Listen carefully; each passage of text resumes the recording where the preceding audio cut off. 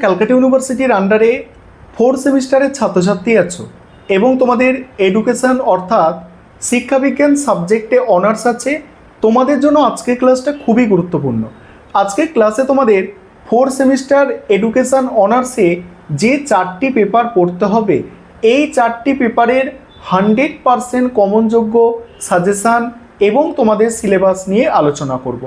এবং তোমরা যারা ইংলিশ ভার্সানের স্টুডেন্ট আছো, তোমরাও আজকের ক্লাসটা দেখো, কারণ সাজেশান এবং সিলেবাস বাংলায় তো থাকছেই, তার সঙ্গে সঙ্গে ইংলিশেও থাকছে। তার আগে বলি, তোমাদের ফোর্থ সেমিস্টার এডুকেশন অনার্সে 4টে পেপার, অনেক বড় সিলেবাস। এই প্রথম তোমরা 4টে পেপারে পরীক্ষা দিতে চলেছ এবং যথেষ্ট বড় সিলেবাস প্রতিটা পেপারের আছে। তাই তোমাদের যে সাজেশান আমি দিয়েছি, এই সাজেশান ফলো করো, চিন্তার কোনো কারণ নেই। কারণ আগের সেমিস্টারগুলোতে যেভাবে তোমরা সাজেশান 100% কমন পেয়ে এসেছো, এবারেও তোমরা কমন পাবে।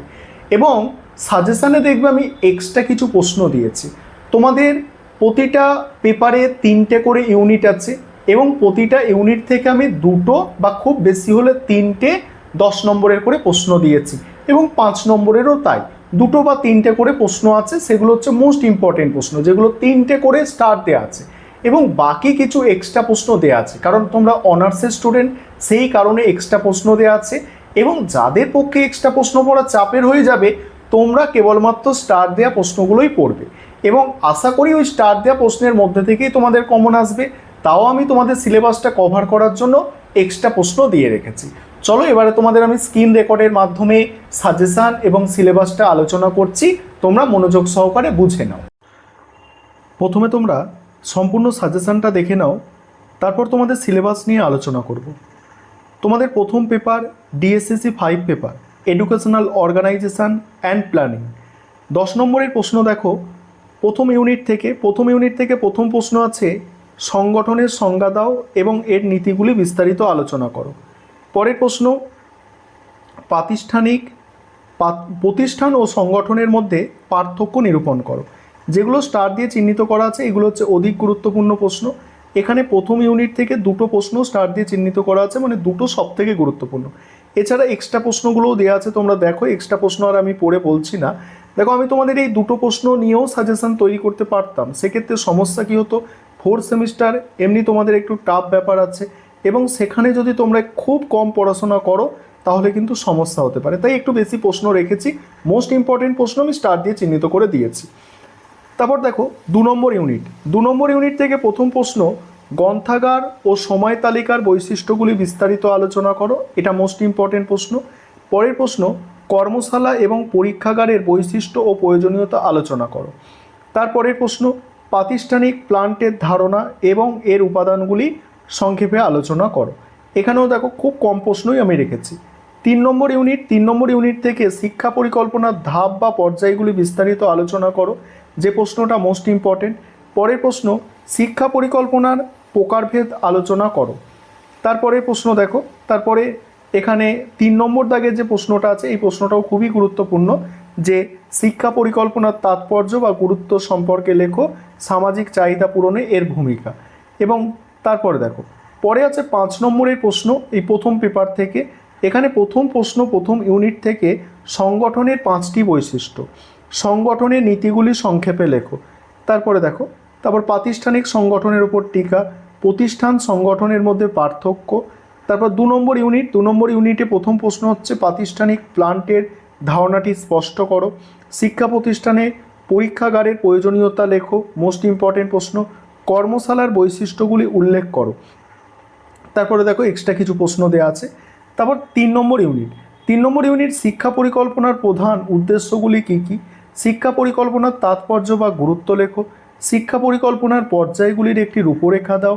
এবার কিছু এক্সট্রা প্রশ্নও এখানে দেওয়া আছে। এবারে তোমাদের 6 পেপারটার নাম হচ্ছে হিস্ট্রি অফ এডুকেশান। এই পেপারের সাজেশান আলোচনা করব। তার আগে একটা বিষয় তোমাদের বলার আছে, তোমাদের জন্য তোমাদের ফোর্থ সেমিস্টার এডুকেশান অনার্সের যে 4টে পেপার আছে, এই 4টে পেপারের আমাদের পিডিএফ নোটস অর্থাৎ স্টাডি মেটেরিয়াল তৈরি করা হয়েছে। তোমরা যদি কেউ স্টাডি মেটেরিয়াল অর্থাৎ পিডিএফ নোটস কিনতে চাও, তাহলে স্ক্রিনের ওপর একটা নম্বর দেখতে পাচ্ছ, ওই নম্বরে তোমরা যোগাযোগ করে নেবে। এবারে 10 নম্বরের প্রশ্ন দেখো, এই 6 পেপারে ইউনিট 1 থেকে প্রথমেই প্রথম প্রশ্ন ইসলামিক শিক্ষা ব্যবস্থার বৈশিষ্ট্য, বৈদিক শিক্ষা ব্যবস্থার বৈশিষ্ট্য, তারপর বৌদ্ধ শিক্ষা ব্যবস্থার বৈশিষ্ট্য, এই তিনটে হচ্ছে মোস্ট ইম্পর্টেন্ট। তারপরে দেখো, তারপর ইউনিট টু থেকে বুনিয়াদী শিক্ষার ধারণা, এর মূল বৈশিষ্ট্য ও নীতিগুলি বিস্তারিত আলোচনা করো। তারপরে প্রশ্ন স্যাটলার কমিশন মানে কলকাতা বিশ্ববিদ্যালয় কমিশনের প্রধান সুপারিশগুলি বিস্তারিত আলোচনা করো। পরের প্রশ্ন আছে মেকলে মিনিট কি? প্রাচ্য পাশ্চাত্য দ্বন্দ্বের অবসানে বেন্টিংয়ের প্রস্তাবটি আলোচনা করো। পরের প্রশ্ন আছে 3 নম্বর ইউনিট দেখো, কোঠারি কমিশনের প্রস্তাবিত প্রাথমিক ও মাধ্যমিক শিক্ষার কাঠামো এবং পাঠ্যক্রম বিস্তারিত আলোচনা করো। 2 নম্বর প্রশ্ন আছে দেখো, 2 নম্বর প্রশ্ন রাধাকিষাণ কমিশনের মতে উচ্চশিক্ষার লক্ষ্যগুলি আলোচনা করো এবং গ্রামীণ বিশ্ববিদ্যালয় সম্পর্কিত সুপারিশগুলি বিস্তারিত লেখো। পরের প্রশ্ন দেখো, মুদালিয়ার কমিশনের মতে মাধ্যমিক শিক্ষার লক্ষ্য উদ্দেশ্যগুলি কী কী, এর প্রস্তাবিত কাঠামোটি লেখো। তারপরে দেখো, জাতীয় শিক্ষানীতি 1986 প্রধান বৈশিষ্ট্য বা সুপারিশগুলি আলোচনা করো। নেক্সট 5 নম্বরের প্রশ্ন, প্রথম ইউনিট থেকে ব্রাহ্মণ্য ও বৌদ্ধ শিক্ষা ব্যবস্থার মধ্যে প্রধান পার্থক্য আলোচনা করো। পরের প্রশ্ন, বৈদিক শিক্ষার যে কোনো 5টি বৈশিষ্ট্য, ইসলামী শিক্ষা লক্ষ্যগুলি সংক্ষেপে লেখো এবং কয়েকটা এক্সট্রা প্রশ্নও দেওয়া আছে। 2 নম্বর ইউনিট, উডের ডেসপ্যাচকে কেন ভারতীয় শিক্ষার ম্যাগনা কার্টা বলা হয়। পরের প্রশ্ন, হান্টার কমিশনে প্রাথমিক শিক্ষা সংক্রান্ত সুপারিশগুলি সংক্ষেপে লেখো। তারপরে লর্ড কার্জনের শিক্ষানীতির মূল বৈশিষ্ট্যগুলি সংক্ষেপে আলোচনা করো। নেক্সট, চার্টার অ্যাক্ট বা সনদ আইন 1813 এর শিক্ষাগত গুরুত্ব লেখো। তারপরে 3 নম্বর ইউনিট থেকে দেখো যেগুলো করবে, প্রথম প্রশ্ন জাতীয় শিক্ষানীতি 2020-তে উল্লেখিত সংস্কারের প্রধান ক্ষেত্রগুলি সংক্ষেপে লেখো। পরের প্রশ্ন আছে মুদালিয়ার কমিশনের প্রস্তাবিত মাধ্যমিক শিক্ষার যে কোনো 5টি উদ্দেশ্য উল্লেখ করো। তারপরে জাতীয় শিক্ষানীতি 1986-তে অপারেশন ব্ল্যাকবোর্ড এবং নবোদয় বিদ্যালয় সম্পর্কে কি বলা হয়েছে। ঠিক আছে, দেখো এক্সট্রাও কিছু প্রশ্ন দেওয়া আছে। এবার তোমাদের 7 পেপার হচ্ছে টেকনোলজি ইন এডুকেশান, এই পেপারের সাজেশন দেখো। প্রথমেই 10 নম্বরের প্রশ্ন, প্রথম প্রশ্ন সিস্টেম অ্যাপ্রোচ বা প্রণালী দৃষ্টিভঙ্গির ধারণা দাও, এর শ্রেণীবিভাগ এবং উপাদানগুলি বিস্তারিত আলোচনা করো। তারপরে প্রযুক্তিবিদ্যা বলতে কী বোঝো, শিক্ষাক্ষেত্রে প্রযুক্তিবিদ্যার গুরুত্ব বা প্রয়োজনীয়তা আলোচনা করো। পরের প্রশ্ন দেখো, পরে এক্সট্রা কিছু প্রশ্ন দেওয়া আছে দেখতে পাচ্ছ। তারপরে এখানে একটা এক্সট্রা মানে ইম্পর্টেন্ট প্রশ্ন এখানে আছে দেখো, শিক্ষা প্রযুক্তিবিদ্যার ধারণা, শিক্ষায় সিস্টেম অ্যাপ্রোচের প্রয়োজনীয়তাগুলি আলোচনা করো। 2 নম্বর ইউনিট হচ্ছে ব্যক্তিভিত্তিক নির্দেশনামূলক পদ্ধতি বলতে কী বোঝো, এর বৈশিষ্ট্য ও প্রকারভেদগুলি আলোচনা করো। নেক্সট হচ্ছে শিক্ষণ ও নির্দেশনা দানের মধ্যে পার্থক্যগুলি বিস্তারিত আলোচনা করো। শিক্ষণ মডেল বলতে কী বোঝো, শিক্ষণ মডেলের উপাদান ও তাৎপর্যগুলি বিস্তারিত আলোচনা করো। পরের প্রশ্ন মানে গণনির্দেশনা দান পদ্ধতি কি, এর প্রকারভেদ হিসাবে লার্নিং ম্যানেজমেন্ট সিস্টেম এবং ভার্চুয়াল ক্লাসরুম সম্পর্কে আলোচনা করো। তারপরে দেখো এক্সট্রা প্রশ্নগুলো তোমরা একটু দেখে রাখো। 3 নম্বর ইউনিট দেখো, ই শিখন বা ই লার্নিং বলতে কী বোঝো, এর প্রকৃতি ও বৈশিষ্ট্য আলোচনা করো। প্রথাগত শিখন ও ই লার্নিংয়ের মধ্যে পার্থক্য, শিক্ষায় ই লার্নিংয়ের সুবিধাগুলি লেখো। তারপরে দেখো ম্যাসিভ ওপেন অনলাইন কোর্স কি, শিক্ষাক্ষেত্রে এর সুবিধা অসুবিধা আলোচনা করো, এটাও গুরুত্বপূর্ণ প্রশ্ন। তারপরে দেখো পরের প্রশ্ন, প্রকল্পভিত্তিক শিখন, সহযোগিতামূলক শিখন, সমবেত শিখনের ধারণা দাও এবং এদের সুবিধাগুলি আলোচনা করো। তারপরে আছে দেখো এখানে আইসিটি এর ওপরে প্রশ্ন আছে। এবার 5 নম্বরের প্রশ্ন, ইউনিট 1 থেকে শিক্ষা প্রযুক্তিবিদ্যার পরিধি সংক্ষেপে লেখো। শিক্ষা প্রযুক্তিবিদ্যার যে কোনো 5টি প্রয়োজনীয়তা। তারপরে আছে শিক্ষা প্রযুক্তির গুরুত্বগুলি কী কী। নেক্সট আছে সিস্টেম অ্যাপ্রোচের উপাদানগুলি সম্পর্কে সংক্ষেপে আলোচনা করো। ঠিক আছে, তারপর ইউনিট 2 থেকে প্রথম প্রশ্ন, শিক্ষণ মডেলের উপাদানগুলি সংক্ষেপে লেখো। তারপরের প্রশ্ন আছে কি, পরের প্রশ্ন আছে লার্নিং ম্যানেজমেন্ট সিস্টেম সম্পর্কে একটি টিকা লেখো। নেক্সট হচ্ছে ভার্চুয়াল ক্লাসরুম এর সুবিধা অসুবিধা। এখানে একটা ইম্পর্টেন্ট প্রশ্ন আছে অ্যাডাপটিভ লার্নিং সিস্টেম এবং ইন্টেলিজেন্ট টিউটরিং সিস্টেম কি। এবার 3 নম্বর ইউনিটে ম্যাসিভ ওপেন অনলাইন কোর্সের ওপর একটি সংক্ষিপ্ত টিকা। সহযোগিতামূলক শিখন এবং সমবেত শিখনের মধ্যে পার্থক্য।